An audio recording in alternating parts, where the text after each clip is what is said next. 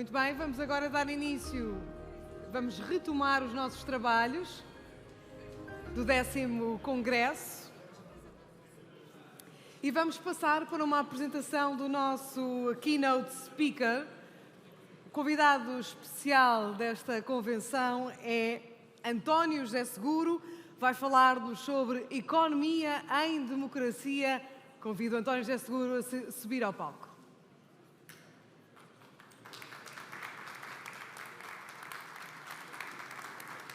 Olá. Bem-vindo, o palco é seu. Estou bem? Estou bem, obrigada. Obrigado. Minhas senhoras e meus senhores, muito bom dia. É um enorme prazer para mim estar no meio de tantos seguros. Quero cumprimentar, um cumprimento muito especial ao Sr. Presidente David Pereira e agradecer-lhe o convite que me dirigiu para estar aqui. E quero também saudar a doutora Margarida Correia de Aguiar pela sua presença. Quando o vosso Presidente me convidou, estávamos em outubro do ano passado. Porque é que eu quero precisar que era outubro, estávamos longe de imaginar que hoje estaríamos no meio de uma campanha eleitoral para escolhermos um novo Parlamento e um novo Governo. E por isso torna mais necessário eu dizer que estou aqui numa simples condição de cidadão. Portador das minhas convicções e da minha maneira de ver o mundo, mas distante de qualquer disputa eleitoral. Não sou protagonista, não faço parte, seria uma descortesia para cada uma e para cada um de vós e seria de respeitar o agradável convite que o Sr. Presidente me fez. Proponho-me falar sobre economia e sobre democracia. E, desse ponto de vista, quero-vos dizer que a ciência sempre procurou encontrar uma relação entre desempenho económico e regimes políticos. Na década de 90, encontrava uma relação da seguinte forma, dizendo que o crescimento económico, o bom desempenho económico, ajudava a criar condições para o nascimento da democracia, para a passagem de regimes autoritários para regimes democráticos. Passados uns anos, essa tese abrandou, perdeu vitalidade e emergiu uma nova tese. A tese de que os regimes democráticos tinham melhor desempenho económico. Isto é, bastava ser democracia para crescer economicamente. Claro está, exceptuava-se dessa correlação os países produtores de petróleo por razões específicas e lógicas. O que é que aconteceu? Aconteceu que nos últimos anos, em particular neste século, essa tese foi desmentida. Porquê? Porque também há regimes autoritários, também há autocracias que crescem economicamente. O exemplo mais evidente, a China, que depois da entrada na sua Organização Mundial do Comércio, teve um crescimento exponencial. E por isso as democracias crescem, mas as autocracias também crescem. E segundo um estudo recentemente divulgado, salvo erro no outono de 2022, realizado por 3 universidades europeias, de Londres, de Siena e de Paris, feito a uma série de, portanto estamos a falar entre talvez 40 anos ou mais, em 160 países, provou-se, e há uma nova tese que está em emergência, enfim, com conclusões provisórias, como é sempre na ciência, os regimes chamados híbridos, aqueles que não são nem democracia nem ditaduras, crescem cerca de 20% menos do que os regimes democráticos e do que os regimes autocráticos. E, portanto, o debate, o estado da arte na literatura, que tenta encontrar aqui estas correlações entre desempenho económico e democracia, situa-se nesta dimensão. Qual é, então, o fator explicativo para que tanto democracias como regimes democráticos tenham bons desempenhos económicos? Aparentemente, o fator explicativo é a estabilidade política. Estabilidade política nos regimes democráticos, onde até agora tem havido um relativo consenso entre as alternativas de poder e estabilidade política por maioria de razão nas ditaduras, porque aí não há alternativa de poder. Enfim, o ditador ou o grupo de ditadores mantém-se durante mais tempo. Mas, se este é o fator explicativo, o que é que verdadeiramente mudou para que as ditaduras também tivessem um desempenho económico? O que verdadeiramente mudou é uma coisa muito simples: a adesão à economia de mercado. Antigamente, Guerra Fria, nós tínhamos dois blocos bem definidos: o chamado mundo livre, o mundo ocidental, baseado numa economia de mercado, e os chamados países de leste, ou países comunistas, ou os países comunistas, se quisermos sair fora da Europa, baseados numa economia planificada e de direção central. E, portanto, com um dinamismo económico reduzidíssimo e muitas das vezes nulo. A adesão desses países à economia de mercado fez com que eles crescessem economicamente. Depois, a internacionalização de outras economias. Porquê? Porque as ditaduras não tinham apenas essa dimensão comunista, essa dimensão socialista. Tinham também ditaduras de diferentes outras convergências políticas. Mas o seu mercado era nacional. Aliás, essas ditaduras tinham uma grande dimensão política próxima do nacionalismo e, portanto, não se internacionalizavam. O seu mercado estava controlado pelo chamado capitalismo de Estado. Portanto, estes dois factos, a adesão de mais países, e neste caso ditaduras, à economia de mercado, por exemplo, a Rússia, só para dar um exemplo, a própria China, e a internacionalização de economias que estavam fechadas, explica porque é que, não explica tudo por si só, mas explica porque é que as economias e as ditaduras cresceram. Por isso, a nossa primeira conclusão de hoje é que há uma atratividade e há uma expansão da economia de mercado.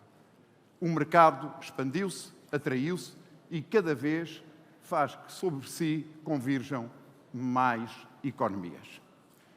Mas o que é que se terá passado com a democracia? Terá percorrido o mesmo caminho ou não? Vamos ver. Na década de 70 do século passado, havia um otimismo quanto à expansão mundial das democracias. A lógica era simples. As pessoas que vivem num regime ditatorial, progressivamente, paulatinamente, anseiam liberdade, anseiam progresso, anseiam prosperidade. Isso estava associado ao crescimento também das suas economias e, portanto, vão desembocar mais cedo ou mais tarde em democracias. Aliás, um célebre pensador do nosso tempo, o Francis Fukuyama, falava no fim da história. Isto é, com a Guerra Fria, todos os países se vão encontrar no mercado, tem uma certa razão, e todos os países vão aderir à democracia. Não porque a democracia seja um regime perfeito, mas, como disse Aristóteles, e bem, é o menos imperfeito de todos os imperfeitos, de todos os degenerados. Só que, nessa década, houve várias evidências que demonstraram esse progresso. A terceira vaga democrática é um desses exemplos. Começou precisamente aqui, em Portugal, em 1974.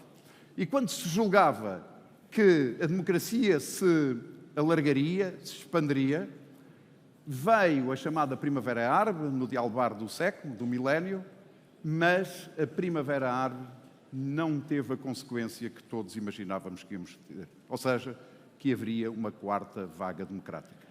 E isso provocou um arrefecimento dessa ideia que a democracia se iria expandir. E aquilo que temos assistido nestes 23 anos deste novo milénio é que não só não se expandiu, como houve um recuo da própria democracia. Basta ver os grandes índices europeus, internacionais, que, de uma forma muito objetiva e de uma forma muito desprendida, fazem a medição do desenvolvimento dos regimes democráticos e assiste-se um recuo. O recuo em termos dos países que deixaram de ser democracias para as autocracias é ligeiro. Mas o recuo dentro das democracias, aquilo a que nós medimos na ciência política, a qualidade da democracia, essa tem vindo a diminuir e tem vindo a baixar. Inclusivamente, surgiram autocracias.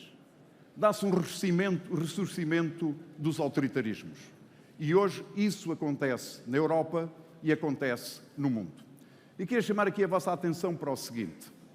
Na sala há muita gente que se lembra que as democracias morriam de golpes militares ou, por vezes, as autocracias também morriam. Mas o que me interessa aqui são as democracias. Hoje as democracias já não morrem só de golpes militares. Já não morrem pela força. Morrem também lentamente. Isto é uma espécie de vírus que joga ao jogo democrático, chega ao poder e, no exercício do seu poder, não age como um democrata. Não considera os seus adversários, manobra as regras do jogo a seu favor e cria condições para impedir a sua saída. O que se passou nas últimas eleições nos Estados Unidos é disso um exemplo, e a tentativa de invasão, aliás, houve mesmo, do Capitólio, ou o que se passou no Brasil. Outro aspecto importante das democracias, as volatilidades. Isto é, se nós considerarmos que existem dois polos, um polo com uma autocracia e um polo com as democracias, no meio há aquilo que se chama uma zona cinzenta e que hoje se denominam, há várias qualificações, eu escolhi regimes híbridos, que não são uma coisa nem outra, ou que umas vezes têm uma dimensão mais democrática e outras vezes têm uma dimensão menos democrática. Ora, a volatilidade, a mudança de um lado ao outro, nestes regimes é grande e tem-se verificado em maior número de países. O que demonstra que aquilo que distingue uma democracia de uma autocracia é forte, em termos de valores, mas na prática, se não estivermos atentos, é muito simples e muito fácil, sem que demos conta disso, de passarmos para um regime com menos qualidade democrática ou para uma autocracia.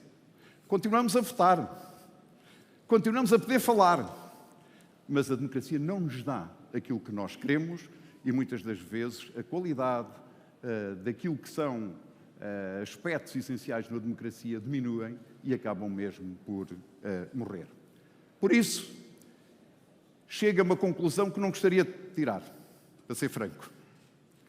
Enquanto a economia de mercado ganhou atratividade e se expandiu, a democracia está a perder atratividade e tem um recuo. E porquê é que ela perde esta atratividade? Ela perde esta atratividade porque, em primeiro lugar, já não é o único regime que cresce economicamente. E o crescimento económico é relevante para que as pessoas possam viver melhor. Outra coisa diferente é depois como é que se distribui essa riqueza que é gerada no mercado. Em segundo lugar, muitas das vezes, e as principais democracias já não agem na cena internacional em respeito e em coerência com os valores democráticos.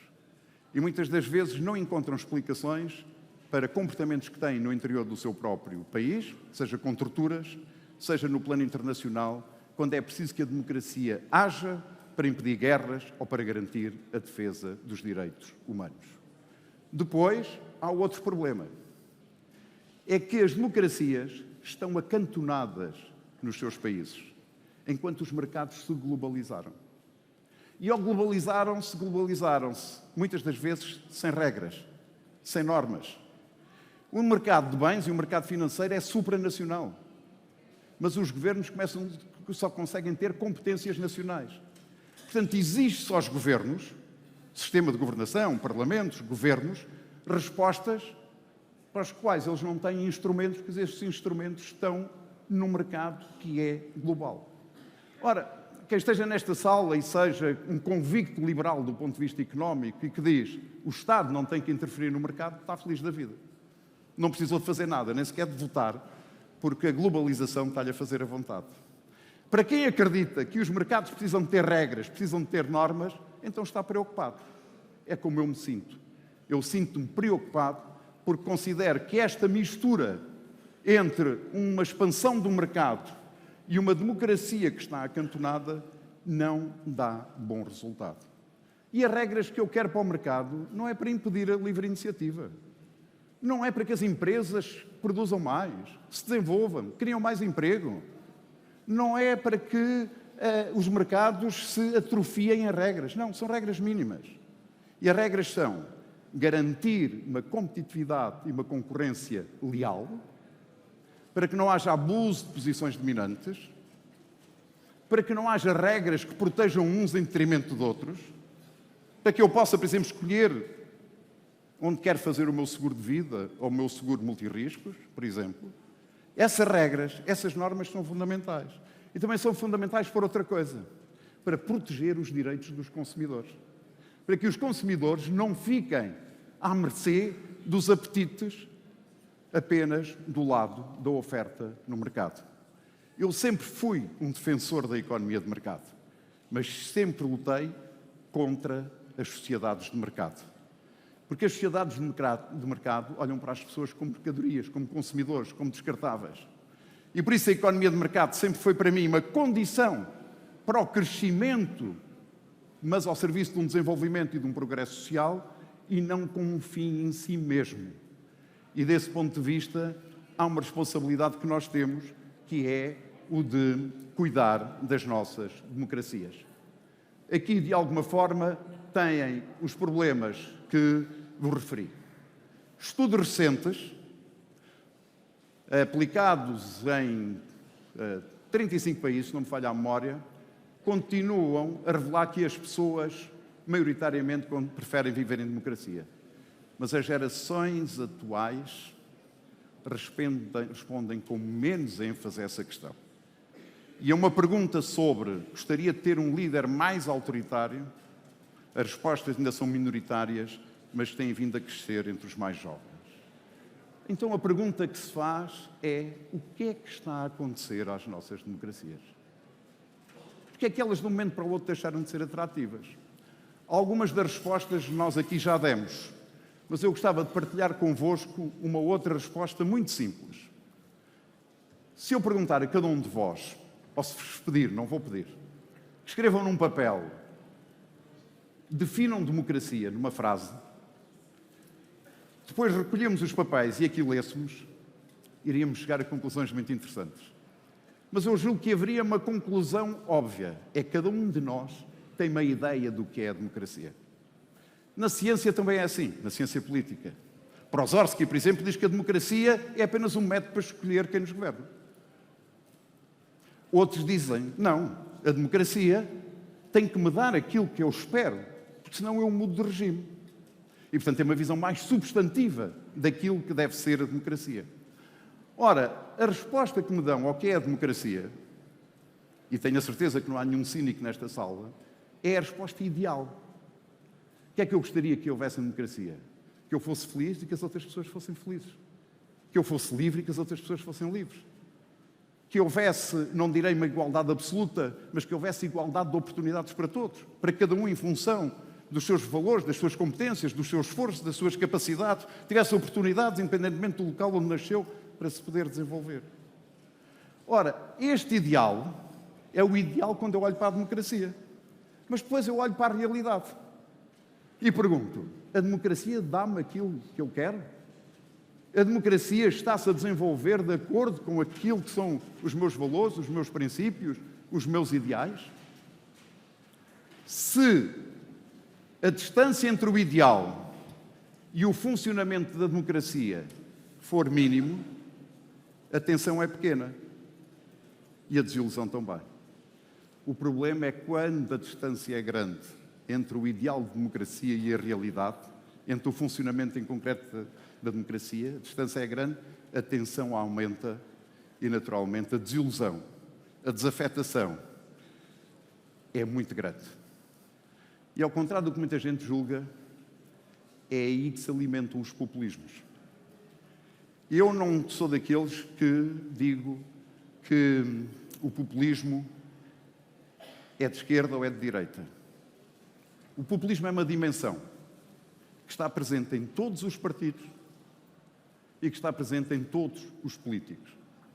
Eu, na minha outra encarnação, também devo ter tido algum bocadinho de populismo, alguma frase que me escapou e que disse, não devia ter dito. Somos humanos, não somos algoritmos. Certo? O problema do populismo não está na sua existência, porque ele é intrínseco à democracia. Qual é o referente do populismo? povo. O mesmo da democracia. O problema está no grau. O mesmo se passa em relação aos venenos. Se eu ingerir involuntariamente 0,0000001% de um veneno, posso ter um problema no estômago, posso ter que ir ao hospital, mas não morro. Mas se o veneno for de uma dose superior, eu morro. E um dos problemas é que hoje, na minha opinião, a tensão entre o ideal de democracia e o funcionamento em concreto é grande, porque a distância é grande, a desilusão é grande e, portanto, a dimensão do populismo é muito grande. Daí haver muitas pessoas preocupadas com o que vai acontecer nas próximas eleições europeias, onde partidos com uma forte dimensão populista, independentemente depois das suas opções ideológicas, não me meto aí, podem ter um papel preponderante no Parlamento Europeu e decidir políticas que, inclusivamente, podem recuar em matéria de transição energética, descarbonização, de transição digital, de respeito pelos direitos humanos. Por isso, cuidar da democracia é cuidar das pessoas. É garantir que a democracia resolve os problemas das pessoas. Os problemas do dia-a-dia, de rendimentos, de habitação, de acesso a cuidados de saúde, de uma economia dinâmica, uma economia que seja capaz de gerar a riqueza para que as pessoas possam corresponder às suas necessidades e possam progredir e acrescentar mais qualidade de vida à sua atividade. Ora, os mercados, com todo o respeito, também podem olhar para as pessoas, mas olham muito mais para os consumidores. Por isso, eu considero que a expansão de mercados e o recuo das democracias pode ser uma mistura perigosa pelas razões que aqui invoquei. Primeiro, porque o mercado não pode andar à solta. Eu sei que há muita gente que tem a ilusão de que o mercado por si só resolve os problemas todos da humanidade. Não é a minha opinião, peço desculpa. Mas também não tenho a opinião contrária, a de que o Estado por si só, sem mercado, também resolve todos os problemas. Portanto, temos que ter um equilíbrio. E depois um mercado com regras, como vos falei há pouco, e uma economia de mercado e não uma sociedade de mercado.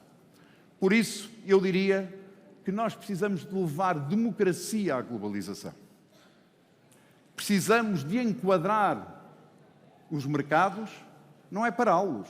Eu sou a favor da globalização. A globalização traz benefícios ótimos, mas é regular para que pequenino e grande e para que os consumidores possam ser protegidos e possam agir produzindo os bens, os serviços e realizando todas as trocas comerciais para um mundo com maior riqueza e melhor coesão.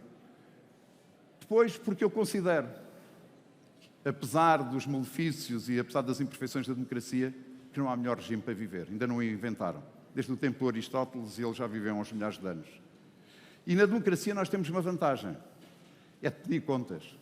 A democracia não nos garante que quando a gente escolhe o melhor governo. Mas dá-nos a oportunidade de a seguir emendarmos a mão e escolhermos outro governo. Ou manter, no caso de termos acertado.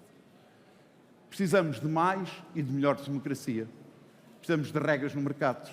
E precisamos de manter a paz. Eu costumo dizer que nós só damos valor a um copo de água quando temos sede. E se calhar há 3 anos não dávamos valor como hoje damos quando ouvimos falar em paz.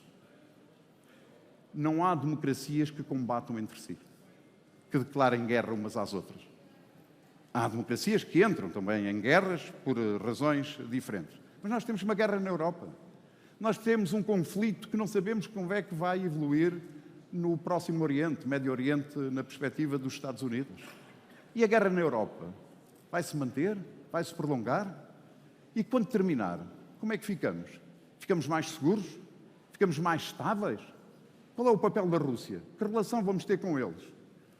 E no final do ano, no outro lado do Atlântico, os nossos parceiros vão ter um presidente que colabora e que olha para a NATO numa perspectiva de segurança mútua, ou vamos ter um louco capaz de dizer coisas como: se não pagarem, diga aos russos para vos poder atacar, porque têm que pagar. O que é que se está a passar? Não aprendemos com a história? Não aprendemos com milhões de mortes? Quer dizer, nós só temos economia se houver estabilidade, mas também se houver paz. Vejam o que está a passar no Mar Vermelho, com os ataques aos navios mercantes. Não foram os úteis que se juntaram ali a Masquina e disseram: pá, desta vez vamos atacar uns navios. É propositado, porque isso atinge o coração das nossas economias. O tráfico internacional é importante para este crescimento económico. E o facto de haver democracias é essa garantia. E mais, as opiniões públicas dificilmente deixam entrar uma democracia em guerra, porque sabem que isso traz consequências nefastas em vidas humanas, em retrocesso económico, em perda de emprego, em perda de investimento.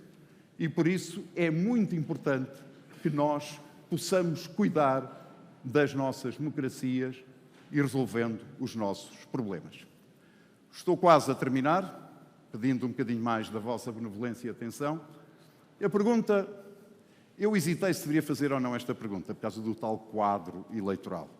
E, portanto, vou ser muito comedido, está bem? Convidem-me, se acharem interessante, para uma próxima encontro, ou uma próxima conferência, que porventura falarei com menos cuidados, digamos assim. E nós, o que é que temos de fazer? Há quem diga que nós não podemos fazer nada. Somos um país pobre, pequeno e periférico. Periférico? Como é que estão a olhar para o mundo? E estão a olhar só para a área territorial? Então, e a marítima? Mas na área marítima já temos 18 vezes mais do que a área territorial. E se as Nações Unidas aceitarem a nossa proposta de alargamento da nossa plataforma, passamos para 40 vezes mais a área territorial. Alargar horizontes. Olhar para a nossa riqueza. Pobres. Os portugueses são pobres. Os portugueses, quando têm a oportunidade de ter uma formação, de se prepararem, de estudarem, de progredir, dão cartas no mundo. O exemplo da imigração, que tem um efeito negativo no rejuvenescimento da nossa economia, mas é um exemplo de imensas economias, das melhores economias, das mais dinâmicas do mundo, que vêm recrutar talentos portugueses. Somos talvez pobres em recursos disponíveis, mas os recursos oceânicos, a fauna e a flora, o que isso pode ser emprego implementado em várias economias, a começar, por exemplo, na área da saúde, a indústria farmacêutica, a inovação e o desenvolvimento que é preciso fazer. Nós temos que olhar para o mar como algo que não é ali ao lado, mas como algo que faz parte da centralidade do nosso país e aí da centralidade que podemos ter no mundo. E desta ligação que nós podemos fazer a partir também do mar, entre Atlântico, o continente americano, o continente europeu e o continente africano. E depois, esta história de pobre, pequeno e periférico, do meu ponto de vista, tem que ser combatido com esta ambição. Ora, já vos falei destes conflitos. Eu diria que a primeira coisa que nós precisamos de fazer é aproveitar as mudanças a nosso favor.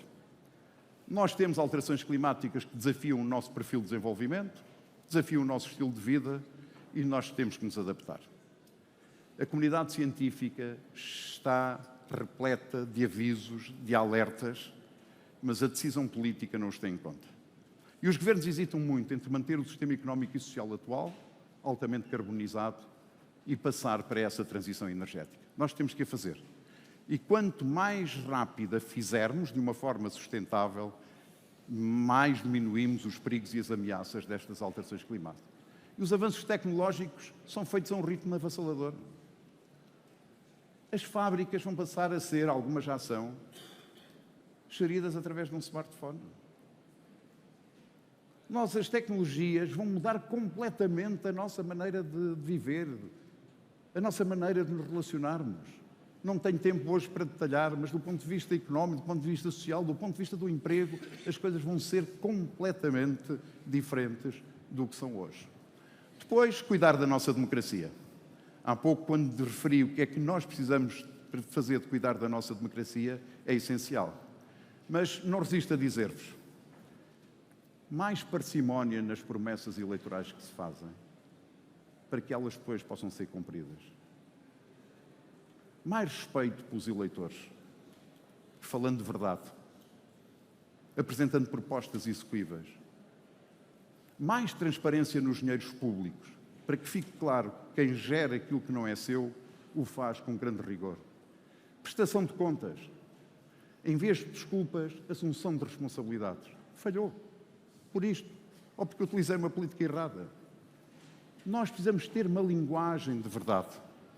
E depois há outra coisa que eu não percebo. Que doideira é esta? Que não se pode fazer acordos nem entendimentos. Quer dizer, nós na Europa cooperamos com outros países. Em alguns casos até são regimes híbridos. E em Portugal não somos capazes de nos entender, de dialogar. Parece que é um sinónimo de fraqueza. As campanhas são tempo de escolhas e cada um de nós vai fazer as suas escolhas. Mas a seguir não há possibilidade de convergirmos em 3 ou 4 aspectos, nos pormos de acordo. Nós precisamos de um propósito comum. Precisamos de nos mobilizar como povo. Precisamos de voltar a congregar partidos, associações, empresários, trabalhadores, associações, universidades, centros tecnológicos. Quem não sabe para onde vai, nenhum vento lhe é favorável, dizia o Séneca. E nós temos que saber por onde queremos ir. E queremos saber com quem queremos ir, quem são os nossos parceiros. E um país da nossa dimensão, do meu ponto de vista, tem que reforçar a sua posição na União Europeia e tem que reforçar a sua posição na NATO, para nos protegermos. Num mundo enorme, num oceano como é a globalização, nós não vamos lá com a nossa bateira. Nós temos que fazer parte de um navio enorme. E esse navio é a Europa, partilhando projeto, partilhando generosidade e partilhando valores. Do ponto de vista da economia, eu diria que nós devemos ser mais autónomos. Reparem bem, já viram como a nossa economia está tão dependente do exterior? Dependemos da energia na ordem dos 71%. O nosso saldo é na ordem dos 12 mil milhões de euros, salvo erro, o de 2022. Importamos imensa energia. O setor dos transportes é responsável por uma parte importante. Em termos de importação de petróleo e de dependência de petróleo, estamos acima do nível da média da União Europeia. Dependemos de fundos comunitários para crescermos. Nós tivemos um crescimento anémico desde o início deste século. Na ordem dos 1%. Não nos basta. Nós temos que crescer mais.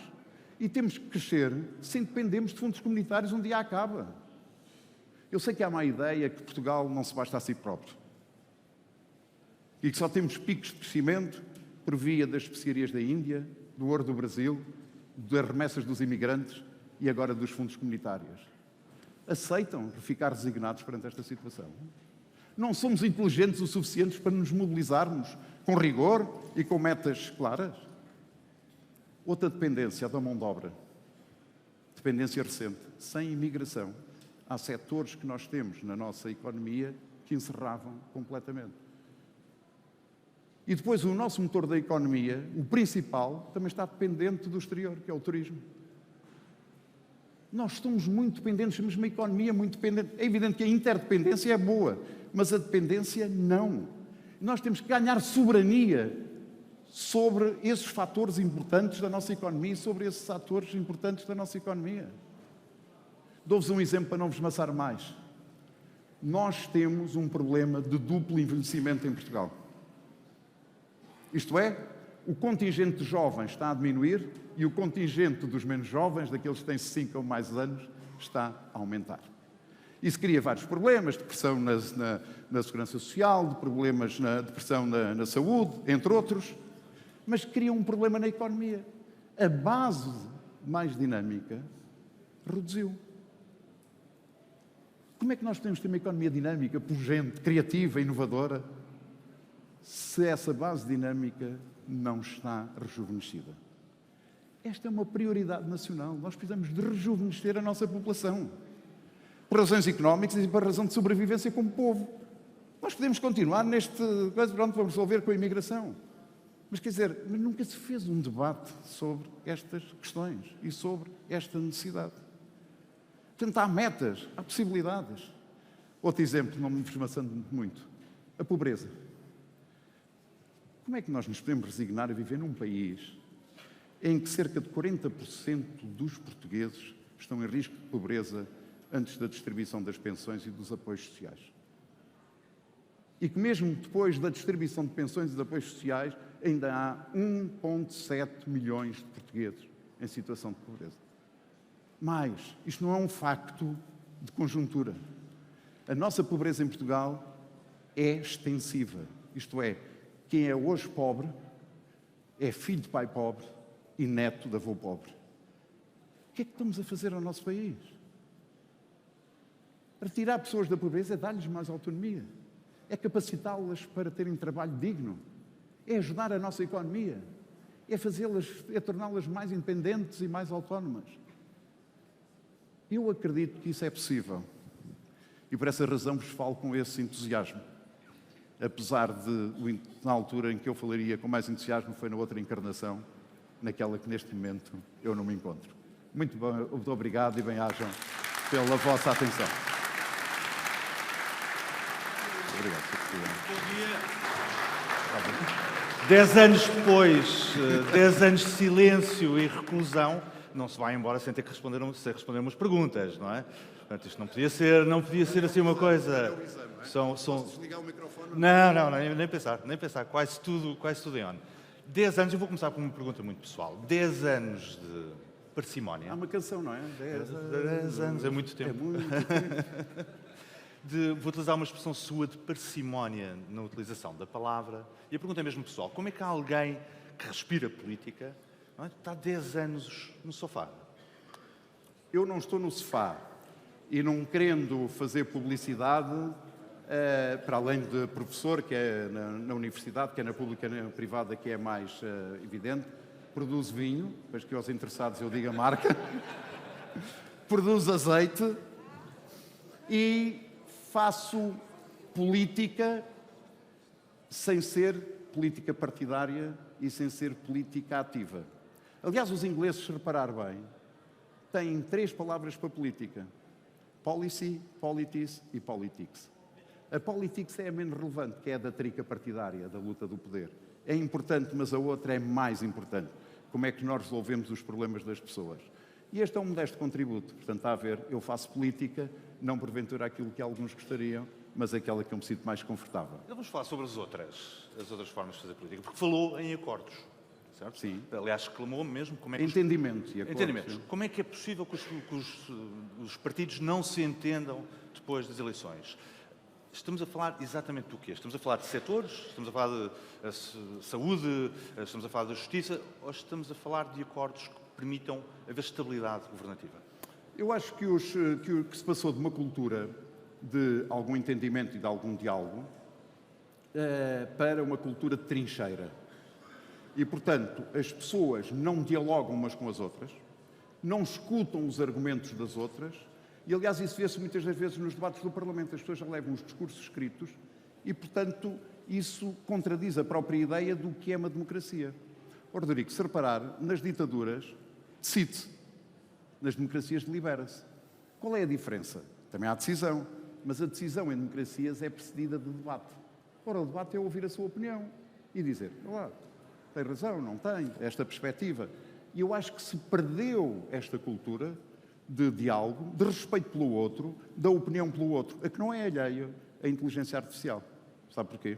Porque a inteligência artificial cria graus de desinformação e de manipulação e as pessoas, como têm pouco tempo e têm tanta informação, só leem aquilo que lhes interessa e só utilizam aquilo que lhes interessa.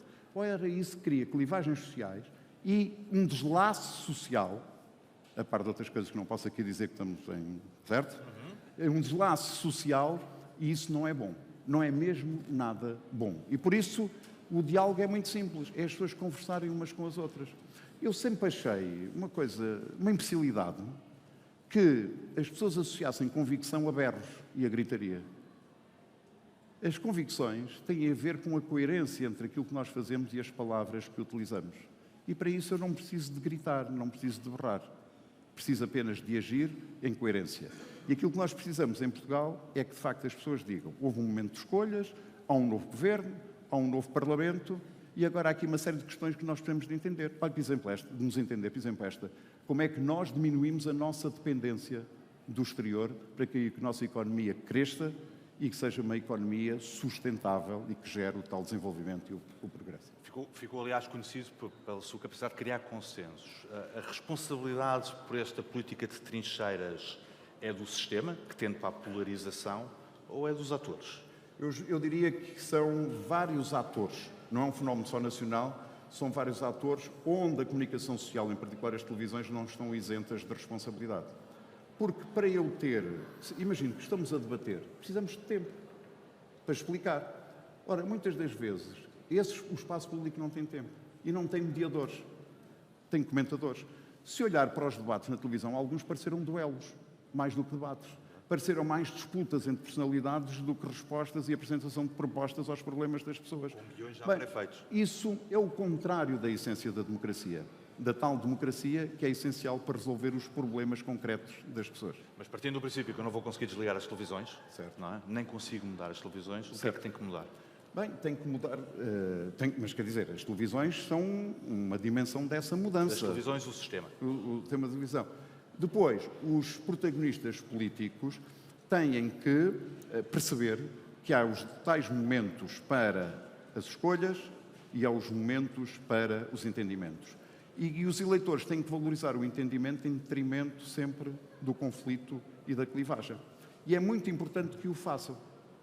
E essa é a sua recomendação para os atuais líderes partidários? Não, eu não dou conselhos. Pronto. Não dou conselhos, não dou conselhos absolutamente nenhum. Cada um faz aquilo que entende, faz a política como entende. Se calhar eu até estou a demodé, porque já há 10 anos que não faço política, mas tenho uma condição. Sou livre, Rodrigo. E como livre, no exercício da minha liberdade, tenho opinião e isso nunca vou deixar de ter. Então deixe-me pedir-lhe uma outra opinião. Durão Barroso... A que horas é o almoço?